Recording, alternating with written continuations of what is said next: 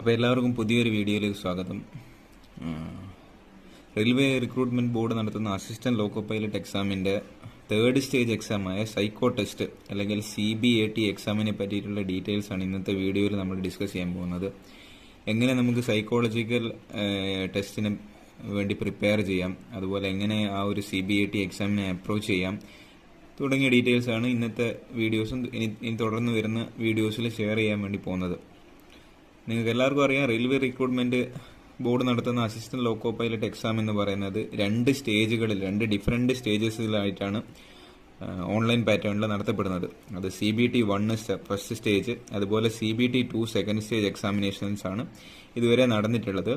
ഇതിന്റെ ഒരു third phase ആയിട്ടാണ് സൈക്കോളജിക്കൽ ടെസ്റ്റ്, അതായത് കമ്പ്യൂട്ടർ ബേസ്ഡ് ആപ്റ്റിറ്റ്യൂഡ് അല്ലെങ്കിൽ സൈക്കോളജിക്കൽ ടെസ്റ്റ് നടത്താൻ പോകുന്നത്. അപ്പോൾ CBT 1ഉം CBT 2ഉം ക്ലിയർ ആയിട്ടുള്ള എല്ലാ എലിജിബിൾ കാൻഡിഡേറ്റ്സും സൈക്കോ ടെസ്റ്റിന് പ്രിപ്പയർ ചെയ്യാവുന്നതാണ്.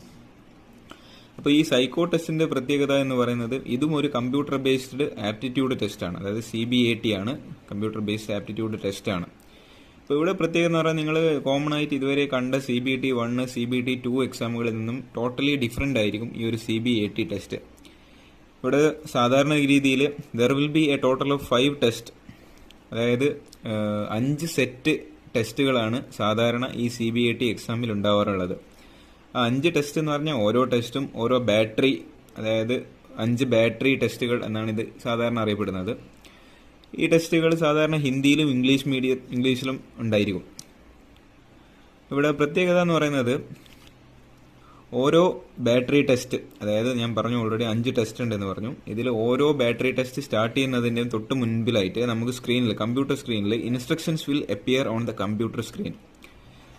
ഇവിടെ the solution to the questions is given with the help of some examples along with the method to solve it and prescribed time limit. അപ്പോൾ ഇവിടെ നമുക്ക് ഓരോ ടെസ്റ്റിന് മുൻപും നമുക്ക് കമ്പ്യൂട്ടർ സ്ക്രീനിൽ എങ്ങനത്തെ ടൈപ്പ് എക്സാം ആണോ നമുക്ക് നടത്താൻ പോകുന്നത് എന്നതിനെ പറ്റിയുള്ള ഒരു കംപ്ലീറ്റ് ഒരു ക്ലിയർ ഇൻസ്ട്രക്ഷൻ വിത്ത് എക്സാമ്പിൾ ഉണ്ടായിരിക്കും. അതായത് നമുക്ക് കുറച്ച് ക്വസ്റ്റ്യൻസ് അതിൽ തന്നിട്ടുണ്ടാവും ഒരു സാമ്പിൾ ആയിട്ട്.